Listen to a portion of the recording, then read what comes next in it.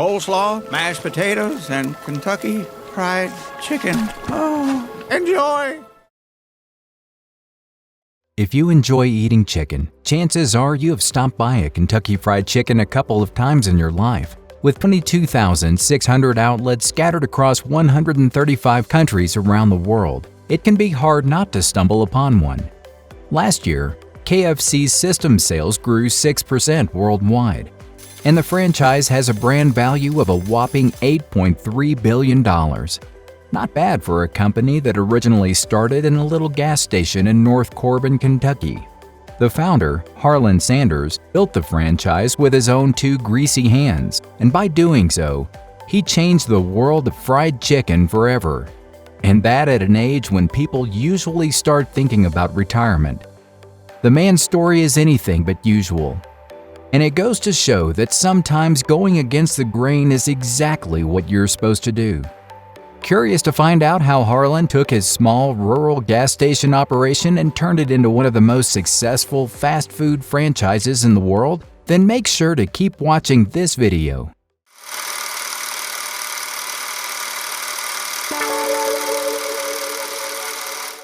To explore how KFC came to be the billion-dollar franchise that it is today, we have to take a little trip back in time to Highway 25 in North Corbin, Kentucky. You see, before his face would beam over thousands of fried chicken joints, and he would be known more affectionately to billions across the globe as Colonel Sanders, Harland Sanders had quite some work to do. After all, you don't receive the title of Colonel for nothing.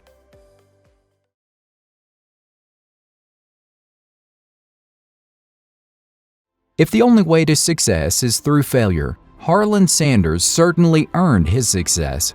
Harland was born on September 9th in 1890, making him 12 years older than McDonald's founder Ray Kroc, who was born in 1902. He grew up in rural Indiana and had a pretty tough childhood. When he was just 6 years old, his father passed away suddenly from a fever, leaving his mother working several jobs to provide for him and his two siblings. Little Harland became the cook of the house, and he was tasked with looking after his two younger siblings and taking care of the home. Needing to help provide for the family, he entered the workforce at the age of 10 as a farmhand making $2 a month. Today, this amounts to some $55 or 46 euros. Due to his unpleasant relationship with his stepfather, he left home when he was 12. And for the next 3 decades, his career was varied. At age 15, he was working on a streetcar, taking fares and making change. When he was 16, he forged some fake documents saying he was of age to enter the army. Not soon after, he got sent to Cuba, where he was honorably discharged after only 3 months. With such a short service, Harland never became a military colonel. But little did he know that title would come to him anyway later in life.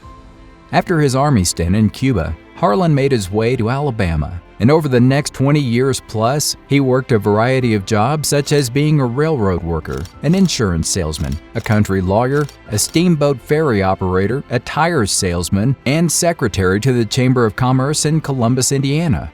For 6 years, he was the operator of a gas station, his longest tenured job, before it was closed due to the Great Depression.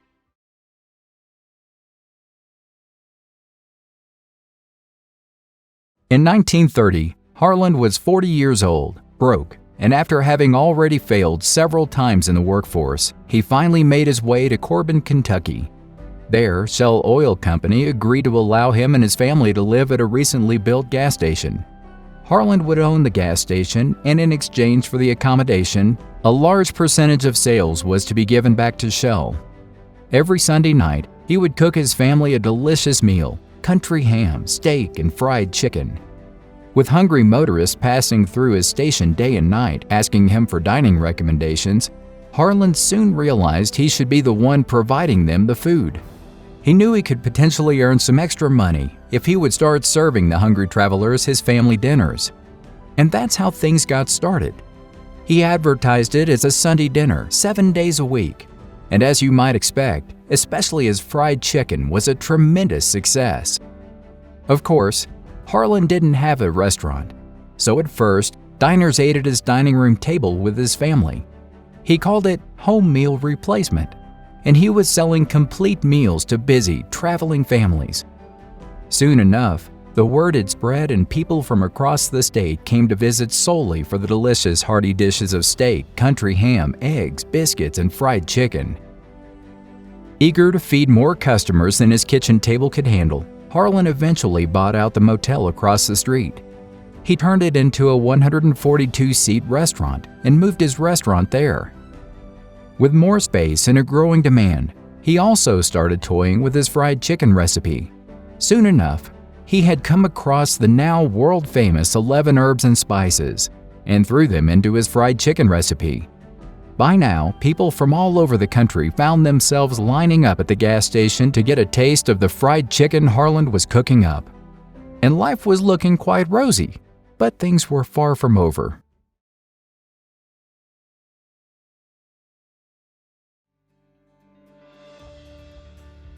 Business was booming, and orders for his chicken started piling up.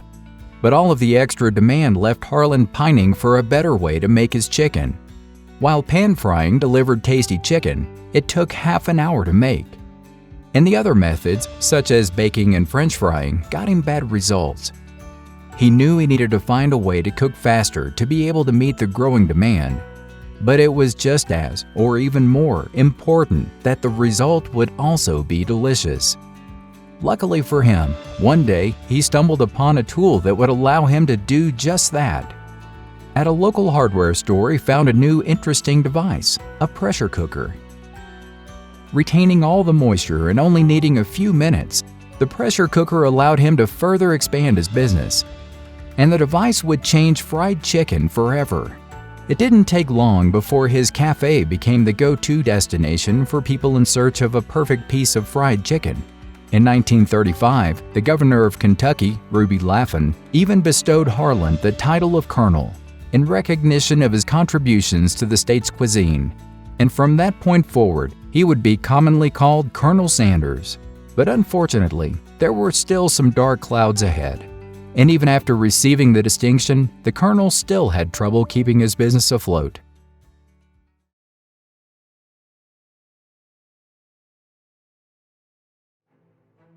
The first trouble started in 1939, when just a couple of years into its growing success, Sanders' Cafe was destroyed by a fire. The fire burnt down the entire restaurant, but Harland was not deterred. Instead, he rebuilt it and even added a motel onto his new restaurant. A year later, along with the new motor court, Sanders Court and Cafe was back on its feet and selling chicken like crazy to delighted travelers who were making their way on US 25, a major north-south route in America. Harland was so well-liked and well-respected that when he lost his official colonel's certificate, the state and Governor Lawrence Weatherby just decided to recommission him in 1950. So in truth, he was a colonel twice over. Things were going great again until the route of the new interstate was announced. Unfortunately, unlike US 25, the interstate did not swing by Sanders Court and Cafe. And due to the new highway bypassing his cafe, his place quickly became an off-the-beaten-path destination instead of the main attraction. Colonel Sanders was once again out of luck, but not one to chicken out easily, pun intended. He decided to take matters into his own hands. While he knew the new highway would likely doom his tiny eatery, he still had faith in the chicken business. And he also realized that his future wasn't tied to one restaurant, and that he could instead have many of them selling his chicken at the same time. So in 1952, at the age of 62, he sold his restaurant and motor court and hit the road with his recipe and pressure cooker. Approaching retirement with little in the bank, Harland had created a last-ditch plan to produce some retirement income. He drove from diner to diner, pleading with owners to use his delicious 11 secret herbs and spices chicken recipe. All they had to do in return was give him a nickel commission on each piece sold. In the meantime, the colonel slept in his car and was nearly broke again. That same year, Peter Harmon, the owner of Dewdrop Inn in Salt Lake City, became the first to accept his offer. And with nothing more than a handshake agreement, Salt Lake City became the first city with a Kentucky Fried Chicken franchise. By 1959, he had made over 200 such deals in the United States and Canada. And by now, Colonel Sanders was finally a permanent success. It was also around this time when he began dressing the part too. And from the late 1950s until his death in 1980, he always wore a white suit, a black string bow tie, and a snow-white goatee. It was said he had two suits, a heavy wool one for winter and a light cotton one for summer.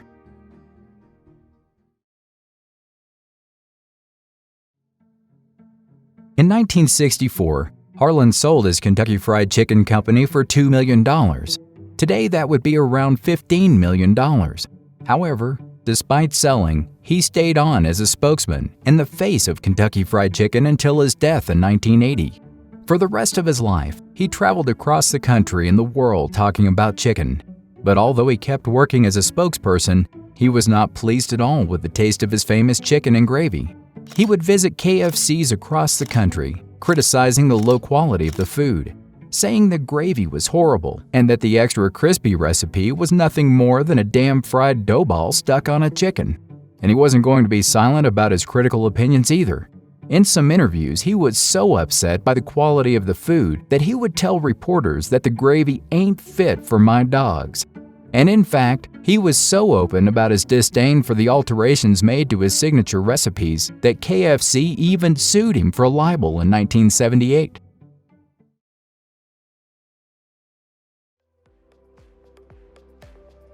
While it was at one point having a pretty miserable decade in America, today, KFC is doing well.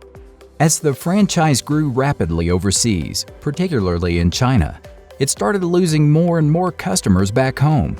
Competitors were flaunting nicer restaurants, tastier chicken, and more persuasive marketing. And not to mention that fast food giant McDonald's and the other burger chains also sell a lot of crispy chicken, sandwiches, and nuggets nowadays.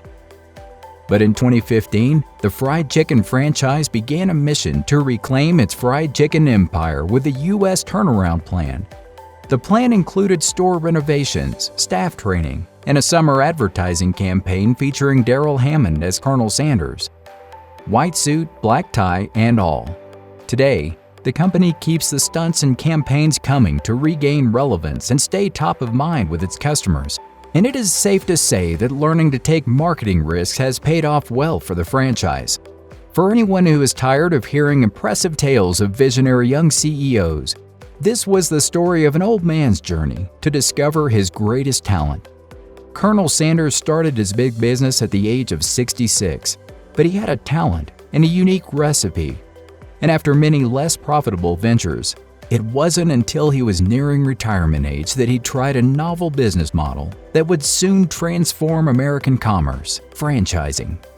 This allowed him to convert his little cafe into a multi-billion-dollar franchise that is still booming today. We hope that you've been inspired. Do you have a business in mind that you would like us to cover in the future? Then share it in the comments, and make sure to take a look at our channel for more inspiring stories.